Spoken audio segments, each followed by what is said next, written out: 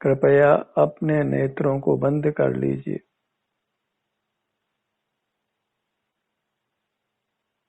अपना ध्यान अपने पर लाइए। अपने आभ्यंतर अमूर्त काया पर और अपने स्वास्थ्य की स्थिति को अनुभव में लीजिए।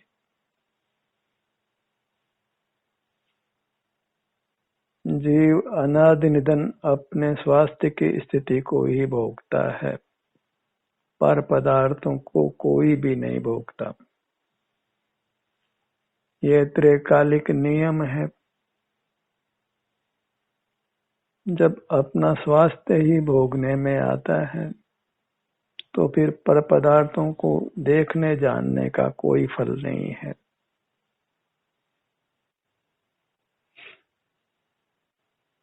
इसलिए ध्यान के कार्यक्रम में नेत्रों को बंद रखना आवश्यक है।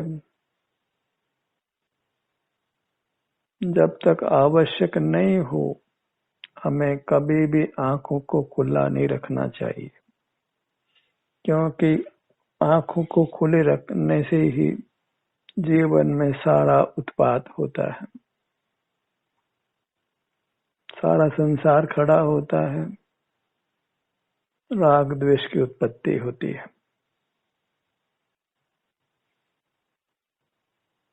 दुखों की जड़ बाहर की दुनिया से जुड़ना है।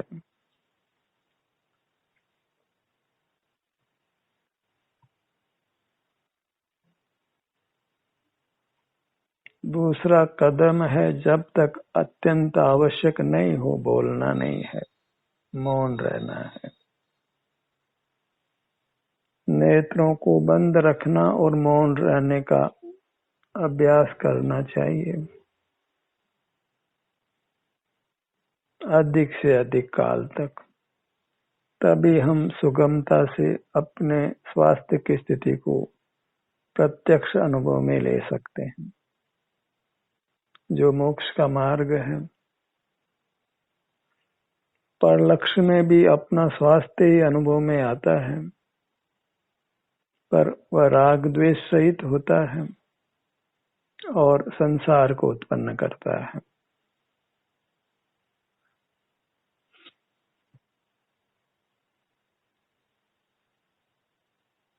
प्रत्यक्ष अपने स्वास्थ्य की स्थिति को अनुभव में लेना वह अतीन्द्रिय है, वीतराग है, और उसी से जीव संसार दुखों से मुक्त होकर परमात्मा बनता है।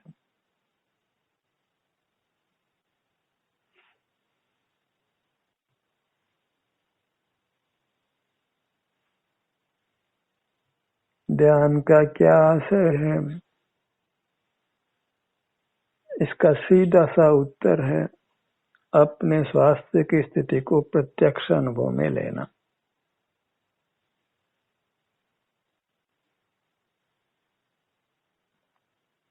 सुख अपने स्वास्थ्य का ही है और दुख अपने अस्वास्थ्य का ही है, और स्वास्थ्य की प्राप्ति अपने में स्थित होने से होती है। शब्द का अर्थ ही है स्वस्थ माने अपने में स्थित होना। स्व का अर्थ सिर से पांव तक ये विस्तार वाला अपना अमूर्त शरीर यही स्व है, यही मैं हूँ, या यही मेरी काय है। मैं और मेरापना एक ही पदार्थ में घटता है, दो पदार्थों में नहीं घटता। ये आभ्यंतर अमूर्त काय ही मैं हूँ, यही काया मेरी है, और कुछ मैं नहीं हूँ और मेरा नहीं है। जब आभ्यंतर काया मैं हूँ मेरी है, तो इसकी जो भी सुख दुख की अवस्था है वह हमारी है, वही हमारा भोग्य है, उसी का वेदन करना योग्य है।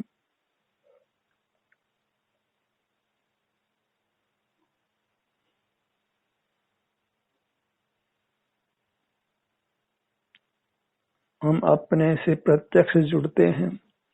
प्रत्यक्ष का आशय है कि इंद्रियों की, मन की सहाय की आवश्यकता नहीं होती, मस्तिष्क की भी सहाय की आवश्यकता नहीं होती, प्रकाश आदि की आवश्यकता नहीं होती, किसी अन्य पदार्थ की आवश्यकता नहीं होती। हम सीधे अपने से जुड़ सकते हैं, अपने शरीर के किसी भी भाग पर अपने ध्यान को ले जा सकते हैं। ऐसी हमको स्वाधीनता है, स्वतंत्रता है और अनादि निधन है। एक निद्रा में ही हम अपने शारीरिक के साथ, आभ्यंतर शरीर के साथ नहीं जुड़ सकते हैं। निद्रा या बेहोशी, इसीलिए ध्यान या मोक्ष मार्ग जागृत अवस्था में ही बनता है। इसलिए निद्रा को जीतने का विधान है। जब हम वचन चेष्टा करते हैं, पर लक्ष्य में काय चेष्टा करते हैं, तब भी हम अपने शरीर से नहीं जुड़ पाते, अपने शरीर के सुख का प्रत्यक्ष अनुभव नहीं कर पाते। इसलिए वचन चेष्टा, काय चेष्टा का भी निषेध किया जाता है।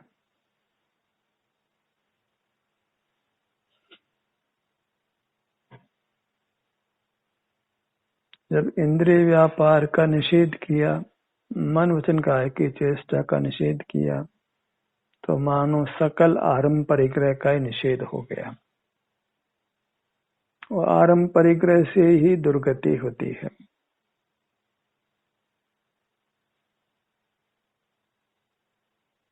सूत्र है बहु आरंभ परिग्रह नारकेशु। बहुत आरंभ, बहुत परिग्रह से जीव नरकवास को प्राप्त करता है।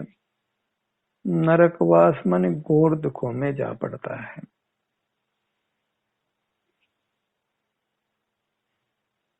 इंद्रिय द्वारों को बंद रखकर, मन वचन काय की चेष्टा का निरोध कर, हम सकल आरंभ परिग्रह के पाप से बचते हैं।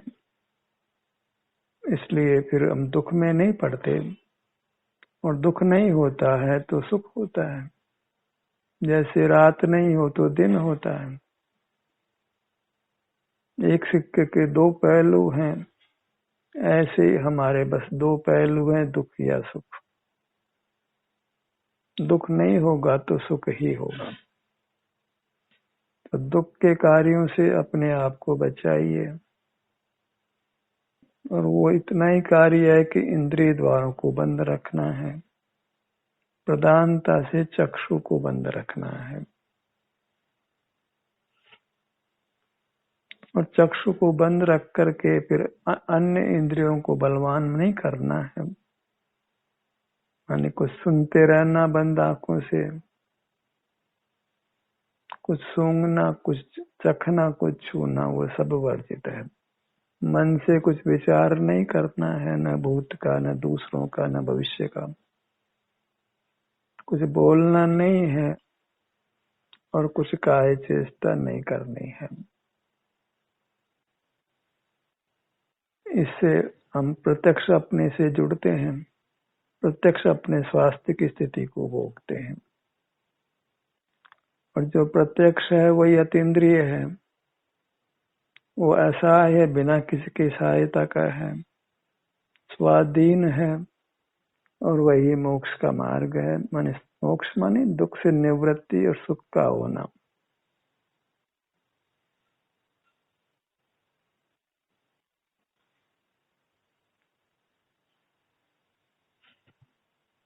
काम स्वयं कोई करना है। हमारा आभ्यंतर शरीर हमारे अंतर्दृष्टि से अनुभव में आता है, वहाँ के शारीरिक सुख दुख की स्थिति अनुभव में आती है, तो अनुभव करते रहना है। सहज ही हमारा ध्यान अपने सिर से पांव तक बिना यत्न के ही विचरण करता है। यहाँ तीव्र सुख दुख की संवेदना होती है, वहाँ ध्यान अपने आप ही जाता है। बस हमें अपने आप को बाहर की दुनिया से युक्त नहीं करना है। आज तक बाहर की दुनिया से जुड़ते ही आए हैं और अभी भी बाहर की दुनिया से अपने आप को छुड़ा लेना इतना आसान नहीं है। इसलिए कहा जाता है कि मोक्ष पाना इतना आसान नहीं है। जो संस्कार है बाहर की दुनिया से जुड़ने का, जो आवश्यकताएं बन गई है हमारी भोजन पानी आदि की, उस कारण से हमको बाहर से जुड़ना होता है। और नाना लोगों से हमने संबंध बना लिए हैं, जिनसे खून का रिश्ता नहीं है उनसे भी हम संबंध बना लेते हैं। कितना ही फैल जाओ कोई रोकने वाला नहीं है, लेकिन उसका दंड तो हमको ही भोगना पड़ता है। जितना फैलेंगे उतना दंड है, जितना सिमटेंगे उतना सुख है। सुख चाहिए तो सिमटना ही होगा। कभी स्वास्थ्य की स्थिति अच्छी हो, कर्म का तीव्र उदय नहीं हो, तो फैला हुआ जीव भी उस काल में दुख नहीं पाता है ज्यादा। कुछ भोग सामग्री भी पा लेता है, यश भी पा लेता है, पर उसका अंत सही नहीं होता है। 4 दिन की चांदनी और फिर अंधेरी रात जैसा परिणाम है। किसी ने बहुत यश प्राप्त किया हो, बहुत धन अर्जित किया हो, उससे ईर्ष्या करने की बिल्कुल जरूरत नहीं है। लक्ष्मी सदाई चंचल है। जिसका नाम आज आगे होता है उसी का नाम आगे गिर भी जाता है। कौन कब किसको कितना याद रखता है मरने के बाद। और मरने के बाद जीना तो होता है। यदि फैल कर जीने की आदत है तो परभव में भी दुख पाना होगा, और सिमटने की आदत हमने बना ली है तो परभव में भी हम सुख ही पाएंगे, दुख नहीं पाएंगे। या सिमट कर देखिए जीवन में कितना अमृत घुलता है। सिमटने का मतलब अपने सिर से पांव तक रहने का है, अपने ही शरीर का एहसास करने का है। इस मार्ग की भले ही कोई कितनी निंदा भी करे, पर जब अनुभव से ये मार्ग सिद्ध हो जाता है कि जब अपने ध्यान को अपने सिर से पांव तक लाते हैं, यहीं की स्थिति का एहसास करते हैं, संवेदन करते हैं, तो वास्तव में हम शांति को प्राप्त होते हैं, अच्छी अनुभूति होती है। तो फिर यह निर्णय कर लेना चाहिए कि सुखी होने का यही एक उपाय है, और निसंक होकर उस मार्ग में चलना चाहिए। लोग कुछ भी कहता है उसकी उपेक्षा करना चाहिए, क्योंकि कहा है या जग में अनिवार्य अज्ञान अंधेर छयो अति भारी। जगत से प्रेरणा नहीं लेना है कि जगत क्या कहता है क्या करता है। अपने अनुभव से ही मार्ग प्राप्त करिए, उस मार्ग पर चलिए। हाथ में रखे आंवले की तरह ये मार्ग स्पष्ट है। अंतर में जब हम ठहरते हैं तो हमको शांति का अनुभव होता है। नाना प्रकार की आकुलताओं से हम सहज बच जाते हैं, मानसिक तनावों से, राग द्वेष से, पाप परिणामों से एकदम शांति मिलती है, स्वास्थ्य सुधरता है, और फिर बाहर आने पर भी तत्काल ही कोई बहुत कष्ट नहीं खड़ा होता है। जो शांति हम भीतर जाकर भोगते हैं वो बाहर आने पर भी कुछ काल तो बनी ही रहती है। और फिर कभी आकुलता होने लगे तो मार्ग मिला है तो सहज ही अंतर में आकर उस आकुलता से मुक्त हो जाना है।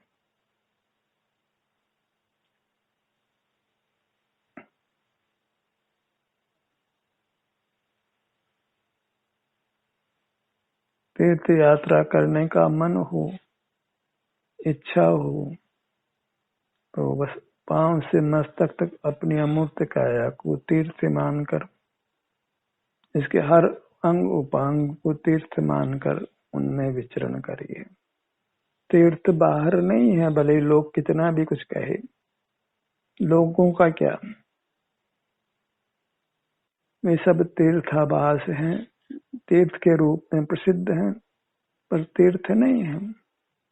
बाहर जो भी दिखाई पड़ता है वो मूर्त है, भौतिक जगत है, पुद्गल है, सुख विहीन है, वो तीर्थ कैसे हो सकता है। देव दर्शन का मन हो, मंदिर देवालय जाने का मन हो, तो अपनी बाह्य देह को ही देवालय मानकर इसके भीतर अपने आभ्यंतर काया को देव मानकर उसके सुख दुख का एहसास कीजिए। यही वास्तव में देव दर्शन है, जो अंतरंग में अपनी मूर्त ही परमात्मा की प्रतिमा है और उसके सुख का एहसास करना वही प्रतिमा का दर्शन है।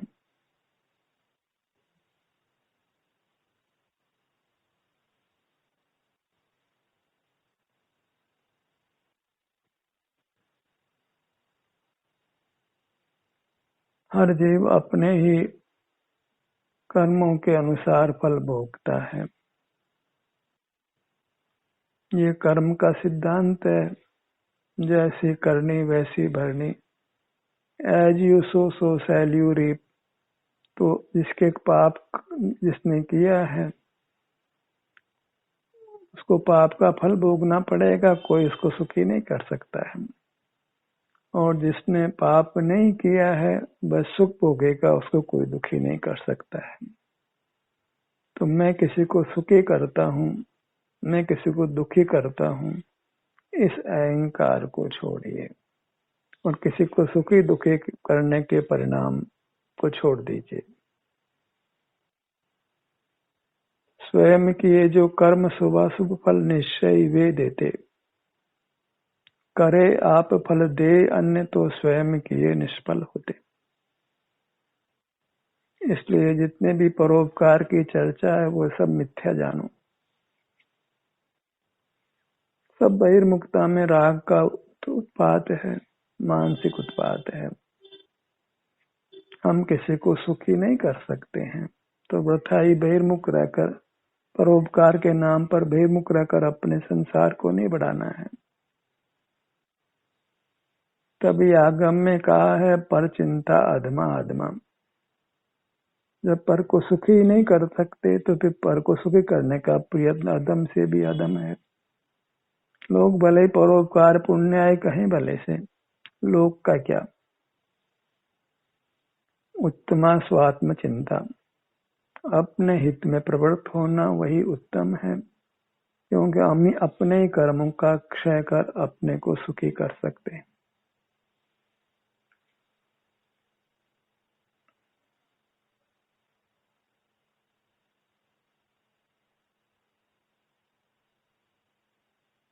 ध्यान तो आपको स्वयं ही करना है। ये सब चर्चा केवल उसके भूमिका बनाने के लिए है। आपको हमको ध्यान के लिए तैयार करने के लिए है, पृष्ठभूमि बनाने के लिए है। अगर नींव मजबूत हो तो महल स्थायी रहता है।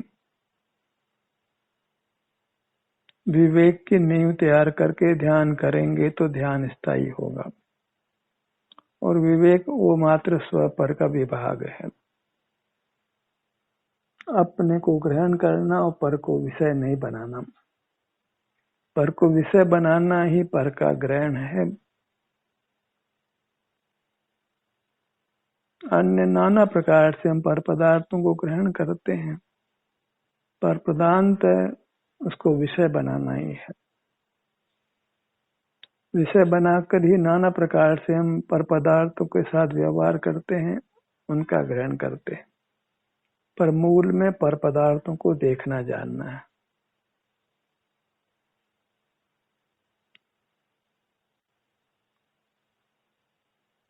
और पर पदार्थों के देखने जानने के विरुद्ध उसका विलोम अपने शारीरिक सुख दुख का संवेदन करना है। दोनों का इस प्रकार विवेक जागृत करके पर पदार्थों का देखना जानना बंद करके अपने आभ्यंतर शरीर के सुख दुख का संवेदन करना है। कोई बलजोरी का काम भी नहीं है। बाहर में अनिवार्यताएं हों तो उनको भी निभाकर फिर समय निकालकर अपने सन्मुख रहना है। बहुत आकुल व्याकुल होकर भी इस काम को नहीं करना है, क्योंकि काम तो शांति के लिए किया जा रहा है, सुख के लिए किया जा रहा है। तो सहज होकर इस काम को करिए। असहज होकर काम को आप स्थायी रूप नहीं दे सकते। हड़बड़ाहट में काम नहीं करना है। अत्यंत धैर्य के साथ सहज होकर स्थिर होकर इस काम को करना है। धीरे धीरे रे मना धीरे सब कुछ हो। मोक्ष पद मिलता धीरे धीरे। इसलिए कहा जा रहा है कि कोई बलजोरी करेंगे और उससे वो काम इतना अरोचक हो जाए कि उसको आगे हम कर भी नहीं पाए, उससे क्या लाभ है।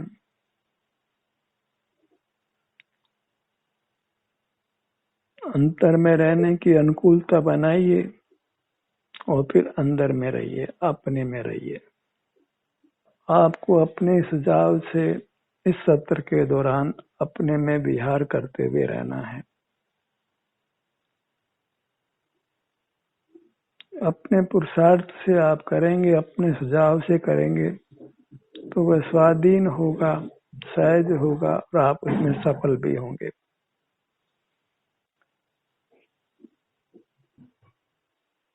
निज में ही नित्य विहार कर, न विहार कर तू परद्रव्य में। निज में ही रतिवंत बन, निज में ही संतुष्ट रहे, निज में ही बन तृप्त तू, उत्तम सौख्य हो जिससे तुझे।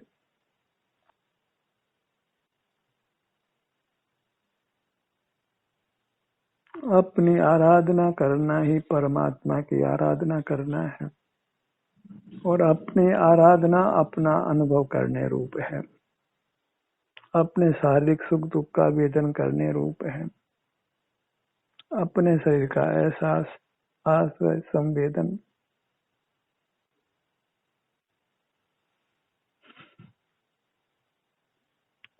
अपने को परमात्मा मानकर आदर के साथ अपने सन्मुख रहिए।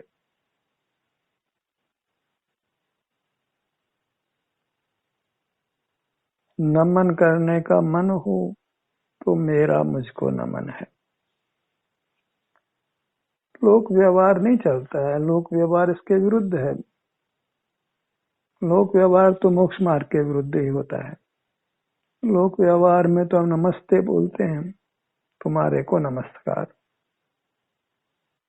दूसरे के आगे झुकते हैं और दूसरे आगे झुकना वही अपना अपमान करना भी है, अपने से च्युत होना भी है।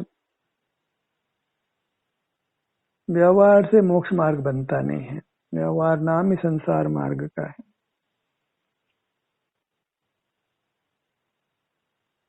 व्यवहार में हम किसी और को परमात्मा मानते हैं, जो भी जिसका आराध्य है, पर मोक्ष मार्ग में तो वास्तव में अपने को परमात्मा मानकर अपने में लीन होना पड़ता है।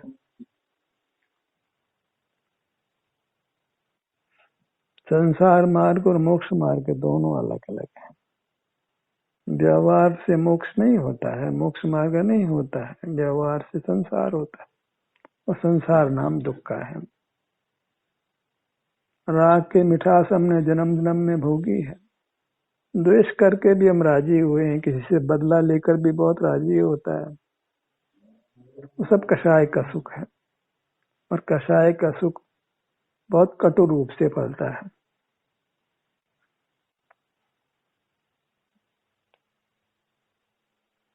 अपने सन्मुख रहकर जीव निष्कषाय रहता है, वीतराग रहता है, परम शांति में रहता है, स्वस्थ रहता है, सुखी रहता है।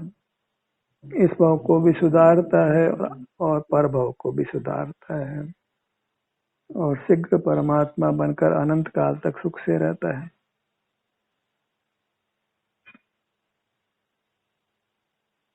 अपने अंग उपांग सब हमको अनुभूत हैं। सिर से लेकर पांव तक हम यहाँ विचरण कर सकते हैं, संवेदन कर सकते हैं और अंतोगत्वा इसी काम को करते हुए रहना है। अन्य सब कार्यों से अपने आप को छुड़ाना है। न इंद्रिय ज्ञान के लिए फुर्सत हो, न विचार करने के लिए फुर्सत हो, न मुंह से बोलने के लिए फुर्सत हो, न कोई काय चेष्टा करने की फुर्सतें हो। अत्यंत अपने में लीन, अपने स्वास्थ्य को उत्तम बनाकर उत्तम सुख को भोगते हुए रहना, स्वस्थ रहना, सुखी रहना।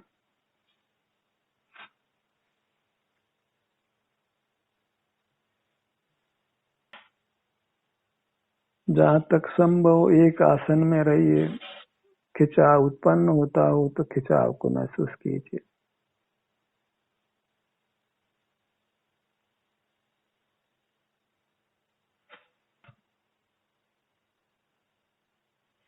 अपने काया में ही सुख है, बाहर कहीं सुख मिलने वाला नहीं है।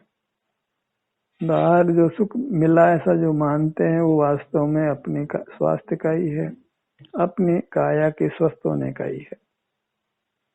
इस बात की अच्छी तरह परीक्षा कीजिए।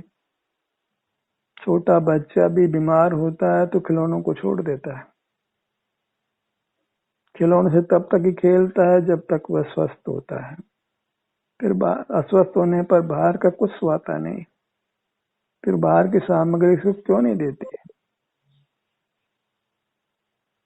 जो सुख है वो अपना है। अपना सुख तो अपने में है, बाह्य वस्तु में व्यर्थ प्रयास। जग का सुख तो मृग तृष्णा है, झूठे हैं उसके पुरुषार्थ। बाह्य पदार्थों का सुख पाने का अधिक प्रयत्न नहीं करना है। जितनी कमजोरी है बस उतने प्रमाण बाह्य पदार्थों का ग्रहण करिए। कोई विषय सुख पाने के लिए बहुत विषयों का संग्रह नहीं करना है, अर्जन नहीं करना है, भोग नहीं करना है।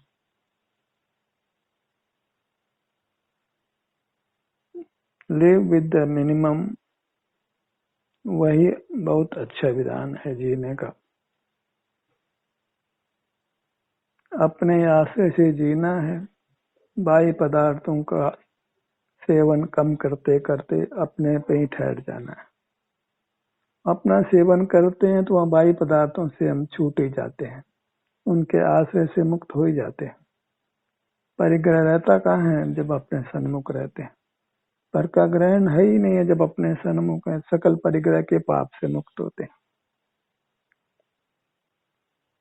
ध्यान का सत्र यही समाप्त होता है। आपकी सहभागिता के लिए धन्यवाद।